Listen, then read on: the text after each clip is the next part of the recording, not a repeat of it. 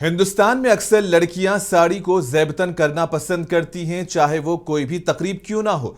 साड़ी पहनकर लड़कियों को मुख्तलिफ कामकाज करते हुए आपने देखा होगा, पर क्या साड़ी पहनकर जिम करते देखा है? नहीं देखा होगा। लोग अक्सर जिम से मुतालिक वीडियोस सोशल मीडिया पर शेयर करते हैं। एक वीडियो इन दिनों काफी वायरल हो रही है, जिसमें एक नई शादीशुदा भाभी साड़ी पहने जिम में हेवी वेट लिफ्टिंग करती नजर आ रही हैं। वायरल होने वाली इस वीडियो ने न सिर्फ लोगों की तवज्जो मबजूल कराई है, बल्कि बेहतरीन रेसलर्स के भी पसीने छूट गए हैं। वीडियो में आप एक खूबसूरत खातून को साड़ी और मुकम्मल मेकअप के साथ जिम में बड़ी आसानी से बारबल रॉड पर भारी वजन उठाते हुए देख सकते हैं। मतलब भाभी ने साड़ी पहनकर 140 किलो वजन के साथ डेडलिफ्ट बहुत ही आराम से किया।